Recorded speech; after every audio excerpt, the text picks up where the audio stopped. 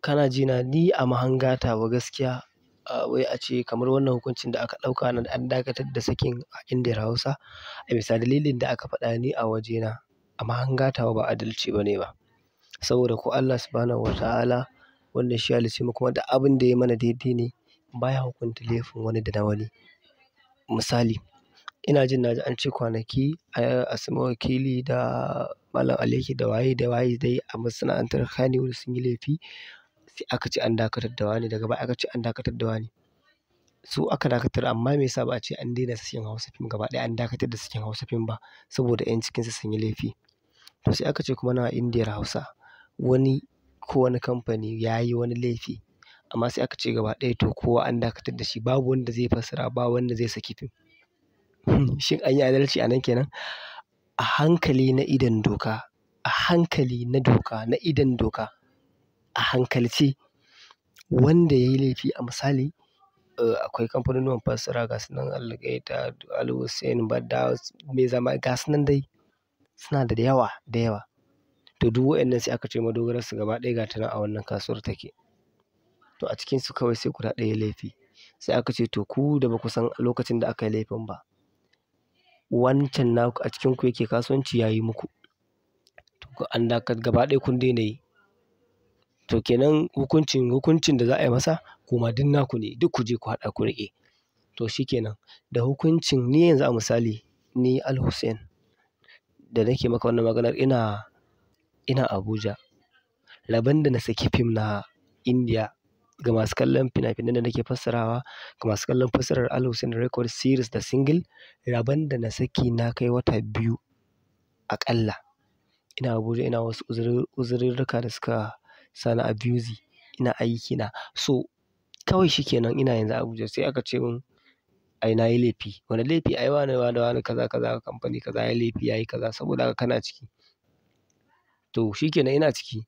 Idan kulle shi za a yi kenan mu waɗannan ni ma kawai da nake can ban rabona da mic ko wani saman studio na daɗe sai a zo a kama ni a tafi da ni a kulle ni. A hukunci za a yanke mai sai mu nemo a yanke mana. A tara ce sai a ce ne to a kai mene ne?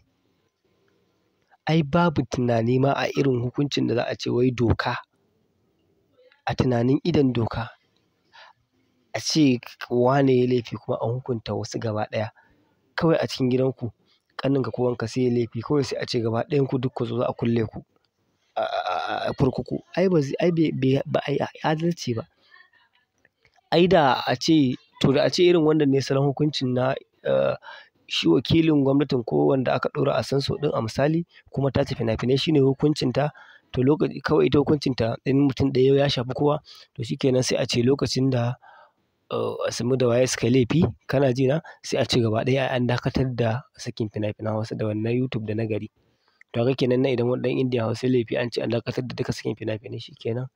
Amma abin zai fi ciwo akwai jealousy a ciki zai kishi a ga cewar wane ne laifi a ga duk kullum ana sakin fina-finai amma shi kaɗai ɗin nan an ce ba zai ƙara saki ba. Ai wannan punishment ne ma mai kyau ai.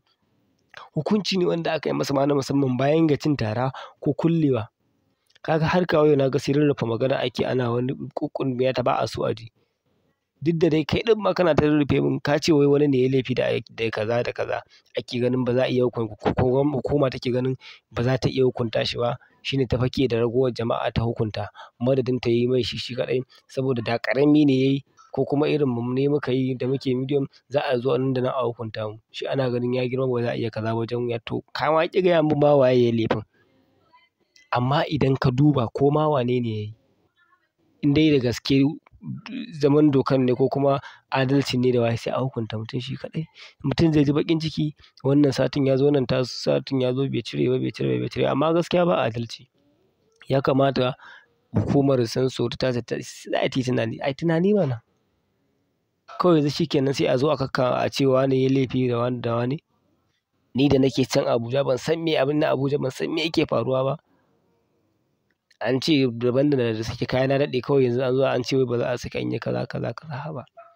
Ina ga lokacin da aka kawo takarda aka ce banda kaza aka ce kai kake fassara series akwai hoton woka da waye na zo na dinga cire wajen yanke wajen nake ina zumi ina cire shi saboda doka. To in dai har duk wannan dokar da zan bi in wani ya yi laifi a cikin mu shi kaɗai ni ma ya shafe ni to me amfanin gyarawa? ai ko ba doka ma akwai abin da na ƴan adamtaka ne a matsayinka na ɗan adam da tattaku ka san abin da ya dace da wanda bai dace ba na'am? Zan ci gaba da ma magana ina zuwa.